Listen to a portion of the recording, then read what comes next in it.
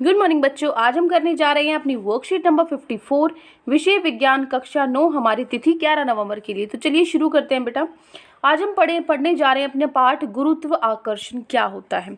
ठीक है, गुरुत्व आकर्षण का सार्वत्रिक जो नियम है वो भी हम पढ़ेंगे। सबसे पहले जो गुरुत्वाकर्षण बल है वो क्या है और उसका महत्व क्या है, वो क्यों ज़रूरी है। तो चलिए पढ़ते हैं।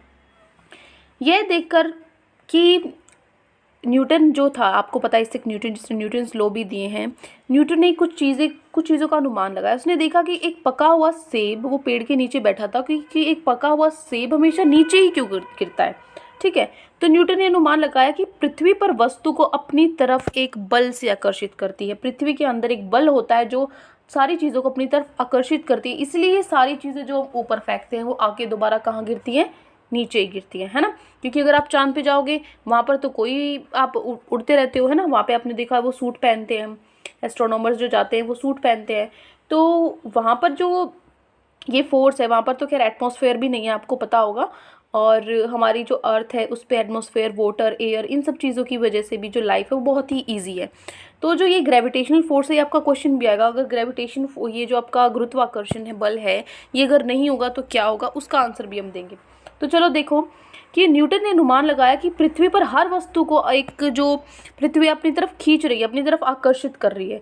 तो चंद्रमा जो पृथ्वी के चारों तरफ लगातार घूमता रहता है पृथ्वी द्वारा इसी प्रकार के केंद्र की ओर खींचने वाले, अभिकेंद्रीय होते हैं, केंद्र की तरफ खींचने वाले। तो चंद्रमा क्या होता है, जो चांद है वो पृथ्वी के चारों तरफ लगातार घूमता है ना। तो पृथ्वी इसी प्रकार क्या करती है, अभिकेंद्रीय बल का अनुभव करता है। ठीक है, अपनी अब जो केंद्र है उसको बांधे रखने के लिए अभिकेंद्रीय बल का प्रयोग होता है, पर दोनों आपस में कभी नहीं टकराते, आपस में वो टकराते नहीं है कभी भी। इस तरीके से वो बैलेंस होता है वो फोर्स। ठीक है, तो इस प्रकार सभी ग्रह वो भी क्या करते हैं, सूर्य के चारों तरफ घूमते हैं। तो इन सभी तथ्यों के आधार पर न्यूटन ने ये रिजल्ट निकाला, ये निष्कर्ष निकाला कि विश्व में हर वस्तु पिंड एक दूसरे से एक ही बल से आकर्षित करती है, जिसे गुरुत्व आकर्षण बल कहते हैं। उसने क्या फाइंड आउट किया, क्या निकाला कि कोई ना कोई बल जो आपस में दो वस्तुओं के बीच में लग रहा है, आपस में जो आकर्षित कर रही है एक दूसरे को, वो क्या बल है, वो बल है गुरुत्व आकर्षण बल। क्यों, जो स्पेस है, जो आपका अंतरिक्ष है, उसमें जो ग्रह हैं, हमारी पृथ्वी है, सूरज है, चांद है, ये कैसे हवा में घूम रहे हैं, कैसे ये नीचे गिरते क्यों नहीं, आपस में टकराते क्यों नहीं। तो इन सब में जो बल लग रहा है वो क्या होता है बेटा, गुरुत्व आकर्षण। कोई ना कोई बल इनके अंदर लग रहा है जो इनको बांधे रखा हुआ है। ठीक है, अब देखो गुरुत्वाकर्षण का सार्वत्रिक नियम हम पढ़ेंगे। ठीक है, सार्वत्रिक नियम, इस संसार में प्रत्येक वस्तु है जो प्रत्येक अन्य वस्तु को एक ऐसे बल से आकर्षित करती है जो दोनों वस्तुओं के द्रव्यमान के गुणनफल के समानुपाती और उन वस्तुओं के केंद्रों के मध्य दूरी के वर्ग के व्युत्क्रमानुपाती होता है। देखो जितनी भी चीज़ें होती है, ये तो मैं आपको बता चुकी, आपस में कोई ना कोई एक दूसरे को आकर्षित करती हैं। ठीक है, तो जो इन दोनों वस्तुओं का द्रव्यमान होता है, जो उनका भार होता है, उनका गुणनफल, मतलब अगर हम उनको गुना कर दें, ठीक है, जैसे इसका भार m है, इसका छोटा m, ठीक है, ये m है और ये m है, तो गुणनफल होता है उनका गुना। तो इनका जो गुणनफल है वो क्या है, समानुपाती। देखो समानुपाती क्या होता है, दो चीज़ें होती हैं, एक तो हो गया समानुपाती, एक होता है व्युत्क्रमानुपाती। ठीक है, देखो इन दोनों में क्या अंतर है बेटा। जो समानुपाती होता है वो क्या होता है, जैसे मैंने लिखा कि जो x है वो y के समानुपाती है, तो x है जो y के समानुपाती है, तो मैं इस तरीके से लिखूंगी। अगर मैं बोलती हूँ जो x है वो y के व्युत्क्रमानुपाती है, तो क्या लिखूंगी, 1/y लिखूंगी मैं, यहाँ पे प्रोपोर्शनल का साइन आएगा। ठीक है, अनुपात का ही साइन आएगा, 1/y आ जाएगा। तो ये हो गया समानुपाती और ये हो गया व्युत्क्रमानुपाती। ठीक है, तो देखो, तो जो गुणनफल है द्रव्यमान का, गुणनफल क्या होता है, अगर हम उनको गुना कर दें, द्रव्यमान को गुना कर दें, वो क्या है, समानुपाती है। तो बिल्कुल सामने लिखना है आपको इस तरीके से। और उन वस्तुओं के केंद्रों के मध्य दूरी के वर्ग, जो इनके बीच में जो दूरी है, मान लीजिए वो d है, उसका वर्ग क्या हो गया, d², उसके क्या है, व्युत्क्रमानुपाती है। तो क्या लिखना था, मैंने आपको y में बताया था, 1 बटे में आपको लिखना पड़ेगा। ठीक है, ये क्या हो गया, उनके बीच का जो मध्य दूरी है, ठीक है। तो यही क्या है जो ये बताता है इनके बारे में, जो इनके अनुपात को बताता है, यही क्या है, गुरुत्वाकर्षण का सार्वत्रिक नियम इसको हम बोलते हैं, ठीक है।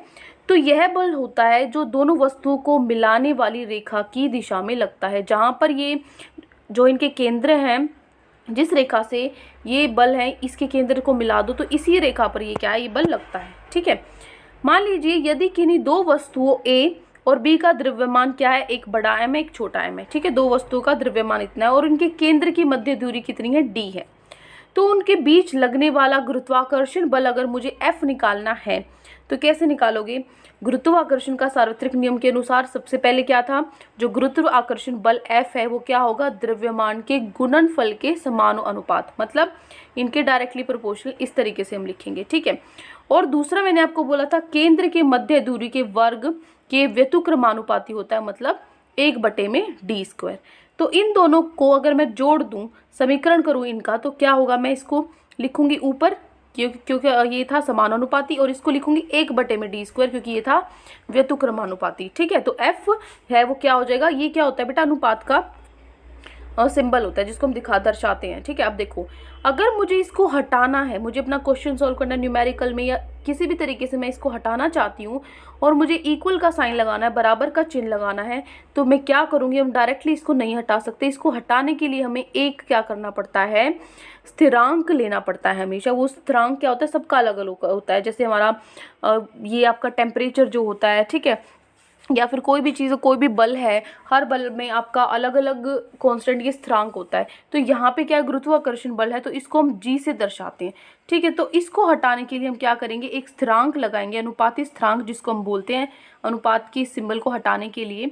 तो इसको हम क्या बोलते हैं, सर्वात्रिक गुरुत्व स्थिरांक कहते हैं। कौन सा, गुरुत्वीय स्थिरांक कहते हैं, जिसका जो वर्तमान मान्य है वो क्या होगा, ये होगा 6.673 × 10⁻11 न्यूटन मीटर पर मीटर स्क्वायर पर kg², ठीक है। ये समझ में आ गया। अब देखो, अब हम चलते हैं गुरुत्वाकर्षण के सार्वत्रिक नियम का महत्व, इसके बारे में जानेंगे। जो गुरुत्वाकर्षण का सार्वत्रिक नियम है अनेक परिघटनाओं की व्याख्या करता है, जिनमें मुख्य है सबसे पहले हमें पृथ्वी से बांधे रखना, पृथ्वी के चारों ओर चंद्रमा की गति, ये सब जो चीज़ें हैं इन सब के बारे में हमें पता लगा हम वो गुरुत्वाकर्षण का कॉन्सेप्ट जान के ही, इसके नियम के अनुसार ही हम इन चीज़ों को पढ़ पाए और जान पाए, ठीक है। तो वो कौन सी चीज़ें हैं। तीसरा है आपका चंद्रमा तथा सूर्य के कारण ज्वार भाटा, समुद्र में जल के स्तर का बढ़ना या कम होना, ठीक है। जो लहरें हैं समुद्र की बहुत ऊपर ऊपर तक चली जाती है वो भी इसी कारण होता है।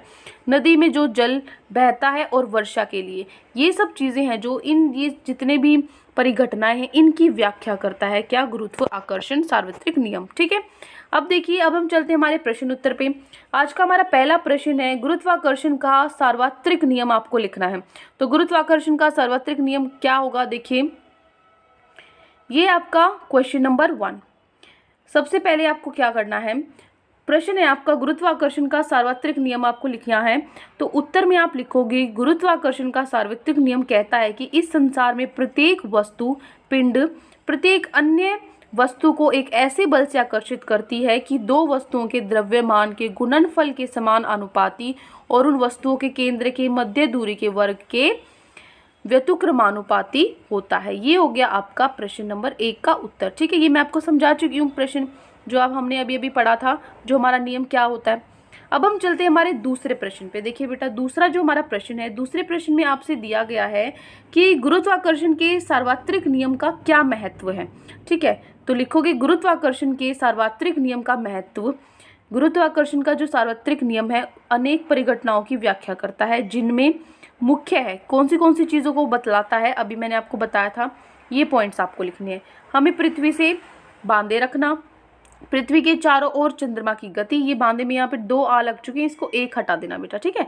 सूर्य के चारों ओर ग्रहों की गति, चंद्रमा तथा सूर्य के कारण ज्वार भाटा, जो क्या होता है, समुद्र में जो जल का स्तर बढ़ जाता है घट जाता है, नदी में जल का बहना और वर्षा के लिए, ये सब पॉइंट आपको लिखने अपने प्रश्न नंबर 2 में, ठीक है।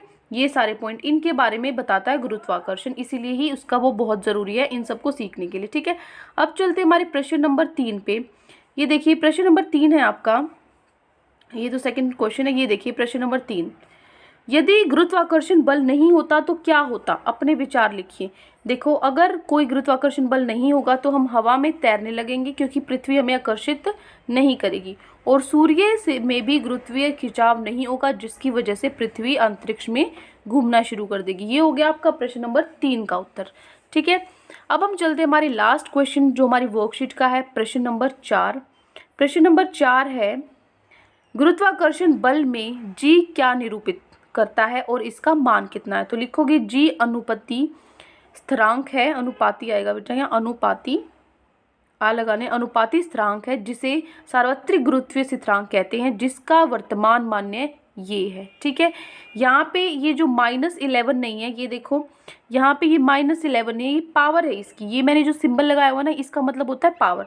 ठीक है, इसको आप देखो ऐसे लिखोगे 6.673 × 10, ये जो सिंबल है इसका मतलब ऊपर है, ये -11 ऊपर है, नीचे नहीं है ये। ठीक है, और उसके बाद न्यूटन मीटर स्क्वायर पर केजी स्क्वायर। ठीक है, ये आपको लिखना है यहाँ पे। ठीक है, या फिर अगर आपको यहाँ से नहीं समझ में आ रहा है तो आप क्या करोगे, यहाँ से लिख सकते हो, ये वैल्यू आपको लिखनी है बेटा। ये पावर में दिख रहा है ना 11, तो लास्ट में इसका मान कितना है, इसका मान ये है। ठीक है, तो ये जो क्वेश्चंस थे ये आज आपकी वर्कशीट में 4 क्वेश्चंस आपके गिवन थे। आई होप आपको अच्छे से चारों प्रश्न समझ में आ गए हैं। कोई भी डाउट आपको किसी भी तरह का पूरी वर्कशीट में, तो कमेंट सेक्शन में आप मुझे बता सकते हैं। और अगर आपको हमारी वीडियो अच्छी लगे तो हमारे चैनल को सब्सक्राइब भी कर सकते हैं। Thank you and have a great day.